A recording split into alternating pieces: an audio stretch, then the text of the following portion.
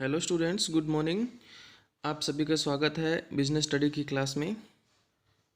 पिछला जो लेक्चर था उसमें हमने बात की थी business risk, nature and causes. यानी कि बिजनेस रिस्क क्या होता है, इसके क्या नेचर है और इसके क्या क्या कॉजेज़ होते हैं, किन कारणों की वजह से बिजनेस रिस्क जो है वो क्रिएट होता है। आज हम बात करने जा रहे हैं हमारा नेक्स्ट टॉपिक और next chapter, form of business organisation, जिसमें हम बात करेंगे सोल प्रोप्राइटरशिप के बारे में। यानी कि इस चैप्टर में हम बात करेंगे व्यावसायिक संगठन जो होते हैं, बिजनेस जो होते हैं, उनके कौन कौन से फॉर्म होते हैं, उनके प्रारूप जो हैं वो कितने टाइप के होते हैं। उन्हीं में से एक प्रारूप जो है वो है सोल प्रोप्राइटरशिप, जिसके बारे में इस चैप्टर में हमने बात करनी है। ओनरशिप के पॉइंट ऑफ व्यू से बात करें, यानी कि मालिकाना हक के तौर पे अगर हम बात करें, तो जो बिज़नेस है उसके कई प्रारूप जो हैं वो हो सकते हैं। यानी कि कुछ बिज़नेस ऐसे होते हैं जिनको एक ही पर्सन चलाता है, कुछ बिज़नेस ऐसे होते हैं जिसमें पार्टनरशिप यानी कि साझेदारी के रूप में चलते हैं, कुछ बिज़नेस जॉइंट वेंचर के रूप में चलते हैं, कुछ कंपनी के रूप में चलते हैं। इसी तरह से कुछ गवर्नमेंट सेक्टर में चलाए जाते हैं, कुछ प्राइवेट सेक्टर में चलाए जाते हैं, और कुछ जो है वो मिक्स जो है उनको क्या है चलाया जाता है। तो उन्हीं के बारे में हमने बात करनी है कि टोटल कितने टाइप के होते हैं। तो इसमें जो बिजनेस ऑर्गेनाइजेशन के जो फॉर्म्स दे रखे हैं उसमें जो सबसे पहला जो पार्ट आता है प्राइवेट सेक्टर, दूसरा आता है पब्लिक सेक्टर, और तीसरा जो आता है जॉइंट सेक्टर, यानी कि मिक्स होकर के। पब्लिक सेक्टर वो होता है जिसमें सारा का सारा मालिकाना हक है, ओनरशिप जो है वो प्राइवेट लोगों के हाथ में होती है, और जितने भी रिसोर्सेज होते हैं, संसाधन होते हैं, उनको प्रयोग करने का पूरा अधिकार जो है वो प्राइवेट सेक्टर के पास होता है। दूसरा जो फॉर्म है वो है पब्लिक सेक्टर। पब्लिक सेक्टर वो होता है जिसमें जो सभी के सभी रिसोर्सेज जो हैं, जितने भी संसाधन हैं, उन सभी पे मालिकाना जो हक है वो होता है गवर्नमेंट का। यानी कि गवर्नमेंट जो है वो अपने हिसाब से क्या है इन रिसोर्सेज का यूज़ करती है। तीसरा जो आता है वो मिक्स सेक्टर आता है, जैसे हमारे इंडिया के अंदर है। तो मिक्स जो सेक्टर है उसमें क्या होता है कि प्राइवेट सेक्टर और पब्लिक सेक्टर दोनों मिल करके चलते हैं। पॉलिसीज फॉर्मुलेशन का काम, यानी कि नीतियों निर्धारण का काम जो है वो किसका होता है, सार्वजनिक क्षेत्र का होता है। लेकिन काम करने का जो वर्क जो है, एक्टिविटी जो है वो सारी की सारी कौन करता है, पब्लिक सेक्टर प्राइवेट सेक्टर करता है। तो प्राइवेट सेक्टर में कौन कौन से बिजनेस आते हैं, एक तो सबसे पहले आता है हमारा नॉन इनकॉर्पोरेटेड, और दूसरा जो आता है इनकॉर्पोरेटेड। नॉन इनकॉर्पोरेशन का मतलब क्या हुआ, ऐसा सेक्टर जिसके अंदर क्या है, ऐसा बिजनेस जिसमें क्या है हमें इनकॉर्पोरेशन करवाने की ज़रूरत नहीं पड़ती, यानी कि रजिस्ट्रेशन की ज़रूरत नहीं पड़ती। दूसरा आता है इनकॉर्पोरेटेड, यानी कि जो लॉ के अंडर में होता है, कानून के दायरे में रह करके। हालांकि कानून के दायरे में तो क्या है सभी काम करते हैं, कोई भी बिजनेस जो है वो इलीगल वर्क जो है वो नहीं कर सकता, गैर कानूनी काम नहीं कर सकता। पर ये जो होते हैं इनका रजिस्ट्रेशन नहीं होता, लेकिन जो इनकॉर्पोरेटेड होते हैं वो क्या होते हैं, रजिस्टर्ड होते हैं। पर जो नॉन इनकॉर्पोरेटेड है, इन ज़रूरी नहीं है कि इनका रजिस्ट्रेशन हम करवाएं या ना करवाएं, ये हमारे ऊपर डिपेंड करता है।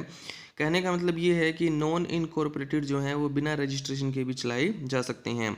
इसमें जो बिजनेस आते हैं, जैसे सोल प्रोप्राइटरशिप जाता है सबसे पहले। ये सोल प्रोप्राइटरशिप क्या होता है, जिसमें एक ही व्यक्ति जो है वो जो काम जो है वो करता है सारा का सारा। जैसे कि हमारे पास की जो दुकान है मोहल्ले में, ठीक है, गांव के अंदर जो दुकान है, या शहर में कोई ऐसी दुकान है जिसमें क्या है एक ही पर्सन जो है वो क्या है उसको संभालता है। हेयर ड्रेसर की जो शॉप आती है, या बिस्किट बेकरी की शॉप आती है, या करियाने की दुकान है, जिसमें एक ही व्यक्ति काम करता है, वही क्या है गुड्स परचेज करता है, वही सेल करता है। तो सारे बिजनेस एक्टिविटी को क्या है वही संभालता है। दूसरा जो आता है वो आता है इसमें जॉइंट हिंदू फैमिली बिजनेस। ये सभी हम अलग अलग चैप्टर वाइज भी करेंगे। इसमें यहाँ पर क्या है, मैं आपको सिर्फ मीनिंग जो है इनके बारे में बताऊंगा कि इनके क्या क्या मीनिंग होते हैं। तो जो नॉन इनकॉर्पोरेटेड है उसमें पहला जो आता है वो सोल प्रोप्राइटरशिप आता है। दूसरा जो आता है joint Hindu family business. Joint Hindu family business क्या है कि इसमें क्या है घर के लोग मिल करके क्या है काम करते हैं और प्रोडक्शन करते हैं और उसको मार्केट में सेल करते हैं। तीसरा जो आता है हमारे पास वो आता है पार्टनरशिप। पार्टनरशिप में क्या होता है, दो या दो से ज़्यादा व्यक्ति मिल करके क्या है साझेदारी के रूप में काम करते हैं, और उनकी पार्टनरशिप तब तक रहती है जब तक वो बिजनेस चलता है। तीसरा इसमें आता है जॉइंट वेंचर। तो ये टोटल 4 टाइप हैं हमारे नॉन इनकॉर्पोरेटेड के। और इनकॉर्पोरेटेड यानी कि जो रजिस्टर्ड हैं वो कौन कौन से हैं? एक तो जॉइंट स्टॉक कंपनी, जिनको हम कंपनी कहते हैं। तो कंपनी को कंपनी एक्ट 2013, कंपनी अधिनियम 2013 या उससे पहले के किसी एक्ट के अंडर में क्या है, रजिस्टर्ड होना ज़रूरी होता है। इसी तरह से कोऑपरेटिव एंटरप्राइजेज, कोऑपरेटिव सोसाइटीज़ होती हैं, उनको भी क्या है, रजिस्टर्ड होना क्या है, ज़रूरी है। तो ये दोनों क्या होते हैं, इनकॉर्पोरेटेड यानी कि रजिस्टर्ड होते हैं। उसके बाद हम बात करते हैं पब्लिक सेक्टर। पब्लिक सेक्टर में कौन से आते हैं? इसमें भी इनकॉर्पोरेटेड और नॉन इनकॉर्पोरेटेड 2 तरह के बिजनेस आते हैं।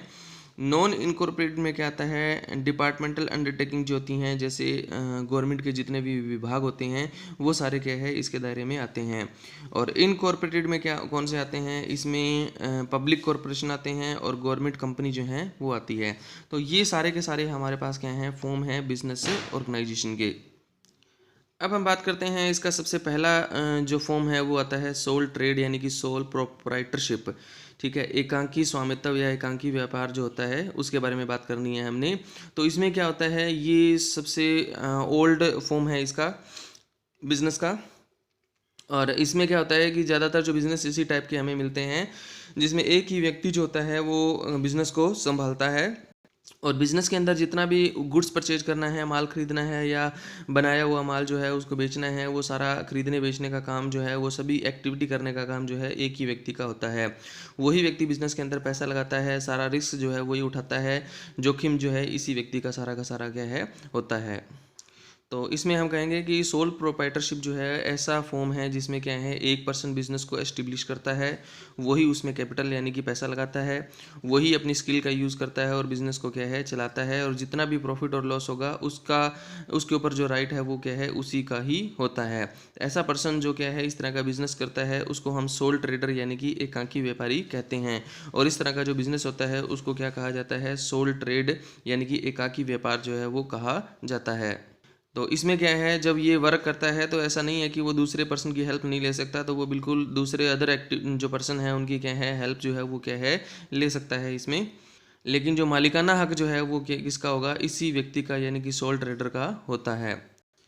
तो सोल ट्रेडर के अंदर क्या है, यहाँ पर एक क्या है, डेफिनेशन भी दे रखी है। यहाँ पे जेम्स लुंडी की डेफिनेशन दे रखी है कि एकांकी स्वामित्व एक अनौपचारिक प्रकार का व्यवसाय है, यानी कि इनफॉर्मल। इनफॉर्मल का मतलब क्या है, जिसका कोई रूपरेखा, जिसका क्या है, कोई फॉर्मेट नहीं दिया गया है।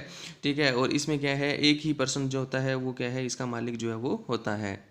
अब हम बात करते हैं इस तरह के बिजनेस में कौन कौन से फीचर्स होते हैं, कौन कौन से इसकी विशेषताएं हैं, करैक्टरिस्टिक हैं। तो सबसे पहला जो पॉइंट है वो आता है इंडिविजुअल ओनरशिप यानी कि एकांकी स्वामित्व। मालिकाना जो हक है वो क्या है, ऐसे बिजनेस के अंदर सिर्फ क्या है, एक ही व्यक्ति का होता है। इस बिजनेस में जितनी भी प्रॉपर्टी होती है, जितने भी रिसोर्सेज होते हैं, उन सभी का क्या है, सिंगल ओनर होता है। दूसरा पॉइंट हमारे पास दे रखा है वो आता है सोल मैनेजमेंट, यानी कि इस तरह का जो बिजनेस होता है उसमें जो मैनेजमेंट का काम जो है, प्रबंध का काम है, डिसीजन मेकिंग का काम जो है वो क्या है, एक ही पर्सन के द्वारा क्या है, किया जाता है। थर्ड पॉइंट आता है अनलिमिटेड लाइबिलिटी यानी कि असीमित दायित्व। अनलिमिटेड लाइबिलिटी का मतलब क्या है कि अगर ऐसे बिजनेस में लॉस हो जाए तो लॉस की भरपाई सबसे पहले तो क्या है, बिजनेस की प्रॉपर्टी बेच करके की जाएगी। और उसके बाद भी अगर कोई लॉस बच जाता है तो उस लॉस की भरपाई जो है मालिक की पर्सनल प्रॉपर्टी यानी कि उसकी निजी पूंजी को बेच करके, निजी संपत्ति को बेच करके भी क्या है, उसकी भरपाई की जाएगी। यानी कि यहाँ पर जो मालिक है उसकी लाइबिलिटी क्या है, अनलिमिटेड है। अनलिमिटेड मतलब जब तक लॉस पूरा नहीं हो जाता तब तक क्या है, उसकी दायित्व जो है वो बना रहेगा, उसकी लाइबिलिटी बनी रहेगी, उसकी कोई लिमिट नहीं है। नेक्स्ट जो आता है फोर्थ पॉइंट वो आता है freedom in selection of business. इसमें क्या है, जो पर्सन बिजनेस करने वाला है वो अपनी मर्जी से कोई भी बिजनेस जो है वो क्या है, चूज कर सकता है। उसके पास जो रिसोर्सेज हैं वो रिसोर्सेज क्या है, बिजनेस में क्या है, लगा सकता है। किसी का कोई प्रेशर जो है वो क्या है, इसके ऊपर नहीं रहता। इसी तरह से बिजनेस में कोई चेंज करना चाहे तो वो चेंज भी कर सकता है। नेक्स्ट आता है इसमें पॉइंट हमारे पास सीक्रेसी की। इस तरह का जो बिजनेस होता है उसमें हाई लेवल की सीक्रेसी होती है, यानी कि सारा डिसीजन मेकिंग करने का काम क्या है, इसी पर्सन का होता है। अगर ये मिलावट कर रहा है तो इसकी जानकारी सिर्फ इसी व्यक्ति को होगी। अगर ये ज़्यादा प्रॉफिट कमा रहा है तो भी इसकी जानकारी जो है वो सिर्फ मालिक को ही होगी। तो इसमें क्या है, हाई लेवल की जो एक्यूरेसी, गोपनीयता जो है वो ज़्यादा रहती है।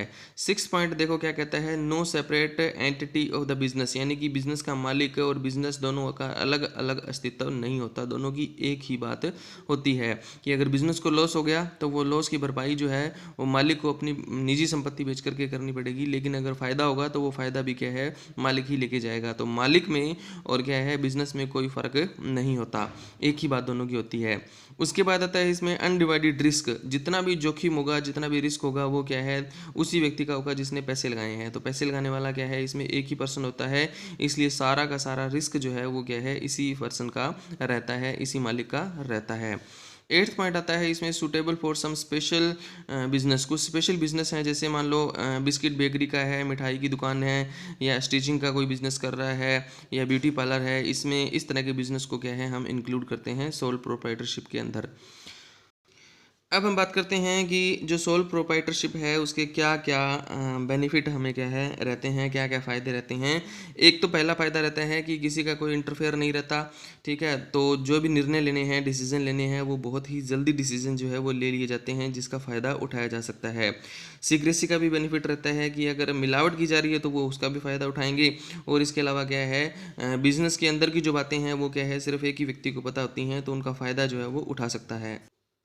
उसके बाद तीसरा पॉइंट क्या कहता है कि बिजनेस में जितना भी प्रॉफिट होगा, जितना भी लाभ होगा वो एक ही पर्सन का होगा, इसलिए क्या है डायरेक्टली जो मालिक है वो मोटिवेट होता है उस प्रॉफिट को अर्न करने के लिए भी, जितना अच्छे से वो काम करेगा उतना उसको क्या होगा ज़्यादा प्रॉफिट होगा। 4th पॉइंट आता है इसमें पर्सनल कंट्रोल, यानी कि बिजनेस की जितनी भी एक्टिविटी हैं, जितनी भी क्रियाएं उसके अंदर हो रही हैं, उन सभी क्रियाओं पर क्या है मालिक जो होगा उसी का नियंत्रण होगा, वो अपने कंट्रोल में रख करके क्या है सारी की सारी एक्टिविटी खुद कर सकता है या करवा सकता है। 5th पॉइंट आता है कि इसको शुरू करना बड़ा आसान है, हम कहीं पे भी क्या है इसको ले जा सकते हैं, कहीं पे भी क्या है इसको शुरू कर सकते हैं, किसी भी तरह के रजिस्ट्रेशन की ज़रूरत नहीं पड़ती, बिना रजिस्टर्ड करवाए इस तरह का बिजनेस जो है वो शुरू किया जा सकता है। तो ये थे इसके जो बेनिफिट हैं वो। तो नेक्स्ट जो लेक्चर होगा उसमें हम बात करेंगे लिमिटेशन ऑफ सोल प्रोप्राइटरशिप, यानी कि जो एकांकी स्वामित्व जो है, ठीक है, बिजनेस जो है उसमें क्या क्या इसके फ़ायदे जो है लिमिटेशन जो है वो रहती हैं। ओके, थैंक यू सभी को।